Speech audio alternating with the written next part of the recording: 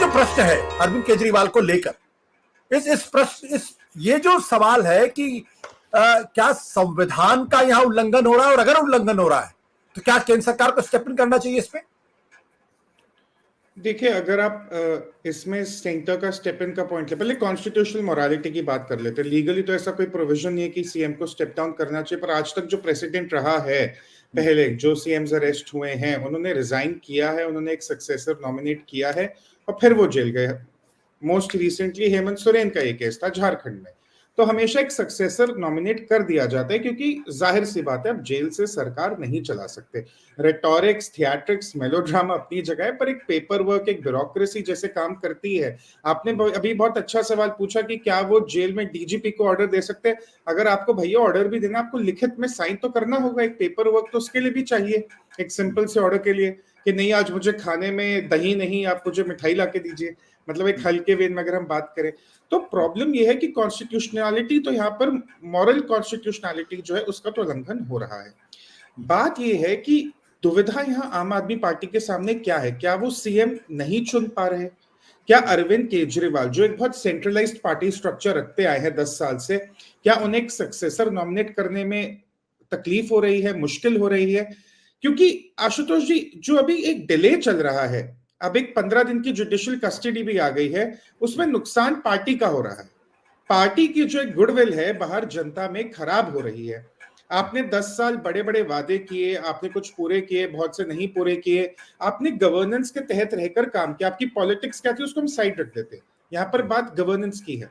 अब आप दिल्ली वालों को कह रहे हैं मैं आपको जेल से गवर्न करूंगा, जबकि हर कोई ये बात समझता है कि आप जेल से ब्यूरोक्रेसी के साथ कोऑर्डिनेट नहीं कर सकते, आप जेल से सीनियर ब्यूरोक्रेट्स के साथ काम नहीं कर सकते। पॉलिसी का चाहे इंप्लीमेंटेशन हो, क्योंकि कोई नई पॉलिसी तो अभी साइन नहीं होगी, पॉलिसी का इंप्लीमेंटेशन, एप्लीकेशन, एग्जीक्यूशन, मेंटेनेंस, 10,000 चीजें हैं रूटीन में, अब वो कैसे देखेंगे?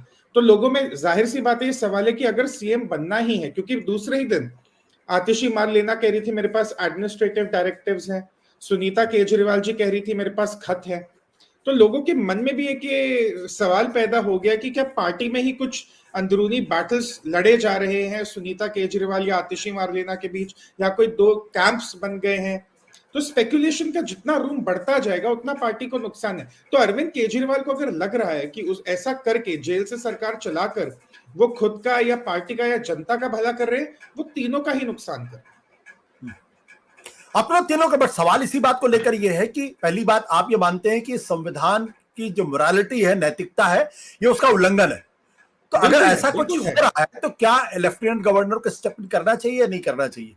अगर आशुतोष जी इसमें ये होगा कि अगर आर्टिकल 239 देखें, क्योंकि 356 दिल्ली पे एप्लीकेबल नहीं है, पर वो एप्लीकेशन काफी सिमिलर हो जाता है, Delhi is a UT with state assembly.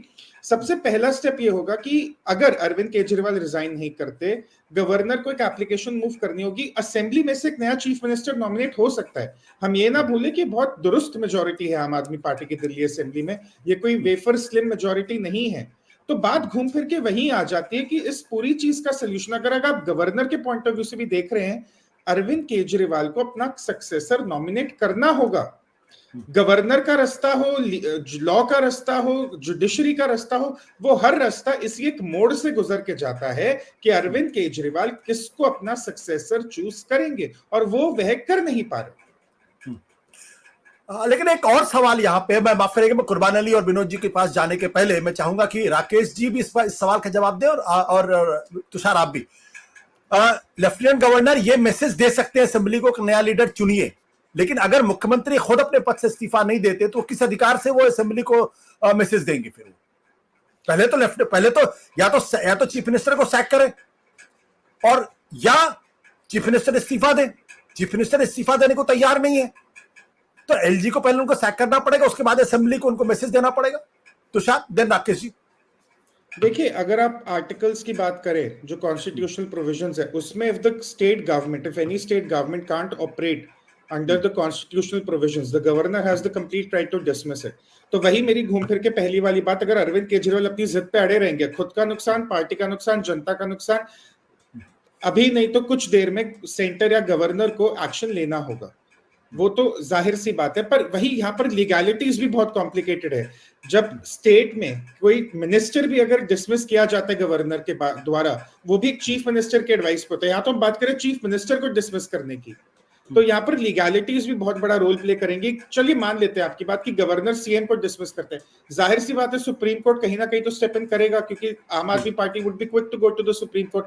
Delhi high court पहले ही बोल चुका है कि अरविंद केजरीवाल को खुद ही रिजाइन करना होगा, ये उनका खुद का मैटर है जो उन्हें सुलझाना है। तो वही बात है, अरविंद केजरीवाल पार्टी के हित में नहीं सोच रहे, मुझे ऐसा लग रहा है उन्होंने इसको अपना एक पर्सनल ईगो इशू बना लिया। अगर वो पार्टी के हित में सोचते, जैसे पहले दिन कह रहे थे मुझे दिल्ली के लोगों की चिंता है, आप एक सक्सेसर नॉमिनेट करिए, इलेक्शन 1 साल ही तो दूर है, आप गवर्नेंस को चलने दीजिए और अपना लीगल बैटल लड़िए। कौन सा इलेक्शन कोई 4 साल दूर है, 1 साल दूर है। सत्य हिंदी का ऐप डाउनलोड करें गूगल प्ले स्टोर पर।